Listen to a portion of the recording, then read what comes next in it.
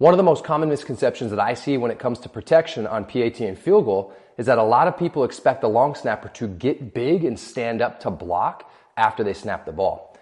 As a snapper, if I snap the ball and then whip my head up and get my arms out like this, it essentially allows this opponent to get access to my chest plate and puts me in a poor position to actually protect. Those guys across the line are usually bigger and stronger and faster. They're also not coming from an upside down position. So if I whip my head up fast, I'm essentially allowing them to out-leverage me and drive me backwards. Instead, if we can snap the ball and create a wedge or a braced position, it's going to allow us to actually stop their momentum and stay planted in our position here as well. So after I snap this ball, I can do a couple things with my hands.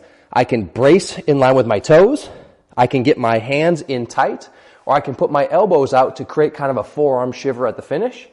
However, I don't want to throw my hands out wide.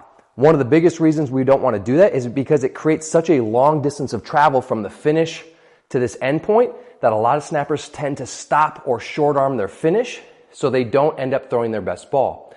At the end of the day, we want to create the best snap first, and then we can worry about protection. The higher the level you get to, the more you're going to have to protect. So we want to snap, brace, keeping our hips higher than our chest.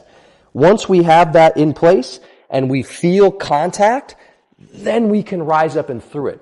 If you try to stand up before contact, you're going to put yourself in a poor position and end up getting knocked backwards pretty easily. So if we want to work on protecting and getting in better positions every single snap, don't worry about seeing your opponent. Everybody should be closing down around you. Guards should be closing down closer to you. So worry more about you holding your ground by putting yourself in the most optimal position.